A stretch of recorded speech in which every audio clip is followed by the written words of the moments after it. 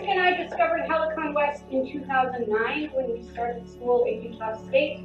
Back then it was held at the True Aggie Cafe. I think Isaac and I just wanted to say that Helicon West, it isn't just about coming together and hearing cool stuff. I mean, you do, but it really can positively affect and really change people's lives. Isaac and I are friends, like literally friends, with the amazing Shannon Ballum, who we first heard read from the Red Riding Hood paper. Like, she likes us. Amazing famous poet likes us. And we're like, what? We're like just desert people. Oh my God, Helicon is awesome. The first people who ever commented Isaac on his poetry were Chad Van Zanten and Tim Keller. And so honestly, those two guys, Isaac's poetry owes a lot to them. And of course, we're all here because of the goddess that is Star Coulbrooke. And even though he ceased being our sound man when we moved to the library, we all love Mitch, our sound man. I can't be the only one who misses the kick-ass music he would play as a prelude. And of course, him testing the microphone by saying 1, 2, 3 and testes, and it's just those 3 people, testes, 1, 2, 3. It's just hilarious. Isaac and I are the people we are because we have a family here at Helicon West, a family of friends and fellow writers and poets. We moved here in 2007 because with the promise of that whole LDS family, my dad and my stepmom were supposed to love us and welcome us and blah, blah, blah, and they didn't. They turned out to be crap. So thank you guys for being better than them and for being our true family. We really are grateful. And I know Isaac feels the same. I wasn't here at the beginning, but yeah, Citrus and Sage, if you know, you know. And maybe unlike some other people that were coming to Helicon West or have come since, my motivation, you know, people were coming because they love poetry and they love reading poetry and they wanted to hang out with the poetry crowd and hear a story and commune. And I think my motives were a little bit more mercenary or self-absorbed because it was just at the time when I was trying to get my shit together in terms of writing. I had more time in my life and I wanted to write. And so I saw an announcement for Helicon West printed in ink in a newspaper. We used to have these papers to figure out what's going on. I saw this announcement.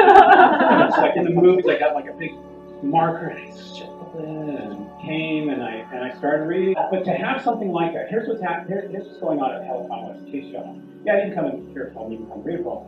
But there's an alchemy that happens, which is when you come and you read something that you wrote in the privacy of your own basement, and you've read it to yourself 50 times, you've read it to people you know, and they're kind of like, oh, yeah, good stuff.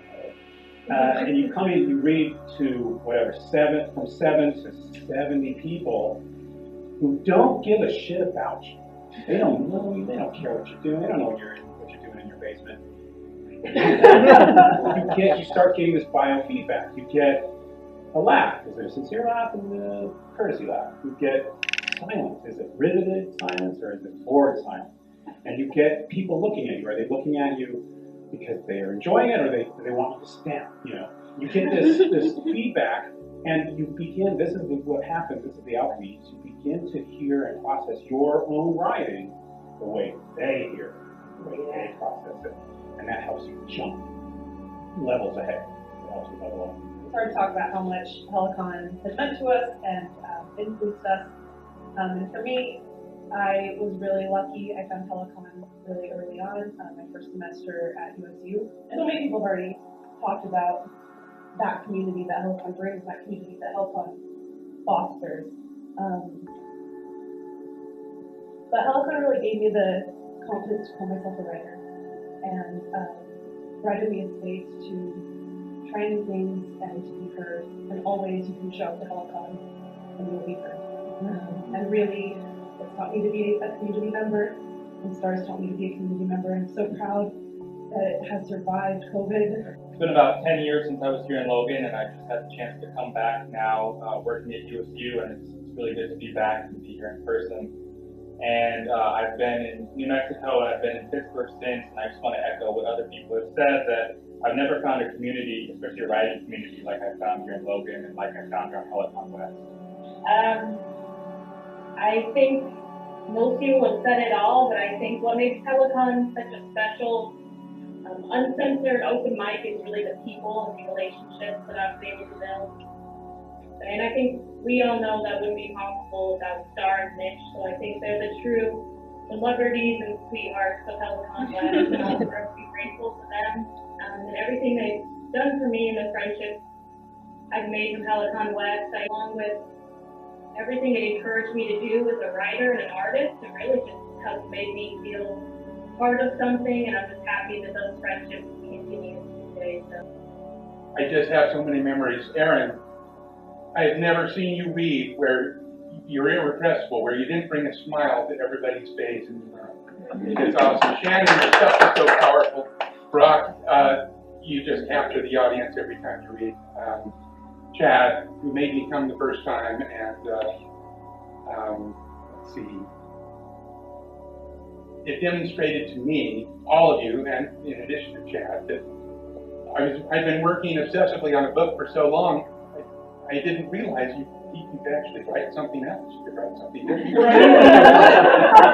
And you could read it and people would appreciate it, or pretend to, which is almost as good. When Emily Wheeler, who's sitting in the back, got up here one night and read this little story she'd written about sharing My Little Pony with her dog. And the room was full of bronies. All of these guys are just whooping and hollering, but she owned the room. Emily, that was awesome. I remember it's been like 3 or 4 years. Incredible. It's so much fun to get up here when you own the room, and it's even fun to get up here when you don't. My introduction to Helicon was through my dad, obviously, and I was very young, 12 or 13, and I'll never forget him coming home to family dinner and just going off about this amazing program that was at the library now, and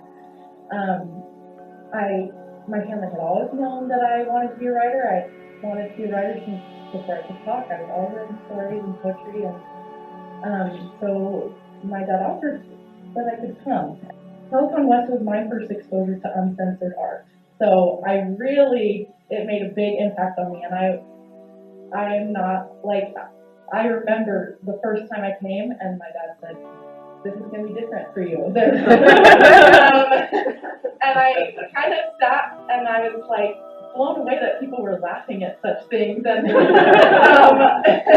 was different for me, and it was a different environment, but I obviously grew to love being uncensored and being able to speak your mind and talk about the deep and terrifying and dirty and scary. And because of that was my first piece that was published with those scary and terrifying feelings, and I wrote about growing up in the school shootings era, and I wouldn't have been able to do that without learning to be uncensored. So thank you for coming back, and thank you to without knowing it. Each and every one of you who've read a Helicon in the past 5 years since influenced both my writing and Diana's TV. I read Diane's autobiography at age 15, and listening to Ron's passionate poetry every week has just been so incredibly influential to me.